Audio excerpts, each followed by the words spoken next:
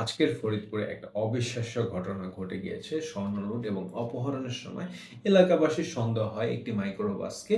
সেই মাইক্রোবাসটাকে এলাকাবাসী মিলে আটক করে। আটক করার পরে তাদের পরিচয় জানতে চাওয়া হলে তারা সবাই নিজেদেরকে র‍্যাব পরিচয় দেয় এবং যারা ভিকটিম ছিলেন গাড়িতে তাদের পরিচয় জানতে চাইলে তাদেরকে তারা পরিচয় দেয়। এরা হলো গিয়ে আপনার স্বর্ণ লুট করে বা একটা অকারেন্স করে পালিয়ে যাচ্ছিল, র‍্যাব তাদেরকে গ্রেপ্তার করেছে। কিন্তু এলাকাবাসীর তাদের কারো গায়ে ইউনিফর্ম না থাকার কারণে দেখে সন্দেহ হয় এবং জিজ্ঞাসাবাদে তারা বুঝতে পারে এটা ভুয়া র‍্যাব।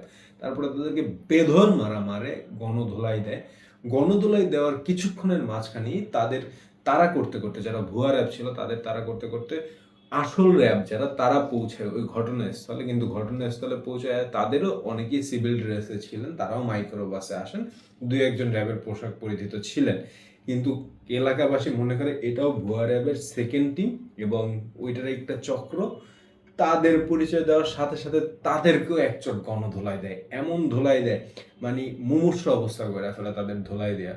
তো পরবর্তীতে তারা নিজেদেরকে বাঁচানোর জন্য স্থানীয় থানায় ফোন করে। থানায় ফোন করার পরে আপনার ফরিদপুর র‍্যাব ১০ সেখানে ইমিডিয়েট পৌঁছায় এবং থানার পুলিশ সেখানে পৌঁছায়। পৌঁছানোর পরে তাদেরকে উদ্ধার করে। পরবর্তীতে জানা যায় যে এদের পদ্মা ব্রিজের আগের থেকেই আসল র‍্যাব ধাওয়া করতেছিল। তাদেরকেও এই গাড়িটাকে সন্দেহভাজন মনে হয় এবং আসল র‍্যাবের টিম তাদেরকে ধাওয়া করতেছিল। ধাওয়া করতে করতে পদ্মা পার হয়ে তারা যখন হলে গিয়ে ফরিদপুরের ভিতরে ঢুকে তখন তাদের কাছাকাছি তারা পৌঁছাতে পারে। এমন সময় জনগণই তাদেরকে আটক করে।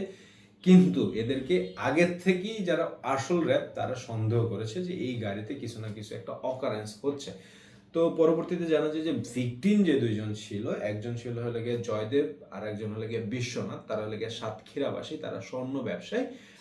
স্বর্ণ এবং স্বর্ণের সরঞ্জাম আনতে তারা ঢাকায় এসেছিলেন। ঢাকা থেকে ফিরে যাওয়ার সময় তাদেরকে ভুয়া র‍্যাবের চক্রে পড়ে এবং তাদেরকে গ্রেপ্তার করার উদ্দেশ্যে গাড়ি থেকে নামিয়ে মাইক্রোবাসে তোলা হয় এবং তাদেরকে নিয়ে যাওয়া হয়। পরে চোখ বেঁধে তাদেরকে একটা ভিন্ন জায়গায় নিয়ে যাওয়া হয়, যেখান থেকে হলে গিয়ে তারা অপহরণ করে বাড়ি থেকে মুক্তিপণ দাবি করবে, এরকম একটা চিন্তা ভাবনায় তাদেরকে তুলে নিয়ে যাওয়া হয়।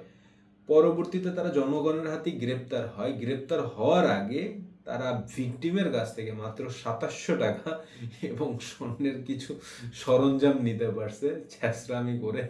যাই হোক, আপনার এছাড়া আর কিছুই পায় না তাদের কাছে। হয়তো তারা চিন্তা করছিল পরবর্তীতে মুক্তিপণ টান চাবে ২-৪ লাখ টাকা, ১০ লাখ, ১৫ লাখ টাকা চায় মুক্তিপণ বাড়ি থেকে আদায় করবে। এই জন্য তাদেরকে গাড়ি করে নিয়ে যাওয়া হচ্ছিল। গাড়ি তো ভাঙচুর করেই সাধারণ মানুষ, গণধোলাই দেয় আসল র‍্যাবরেও, ভুয়া র‍্যাবরেও জটিল ধোলাই দেয়।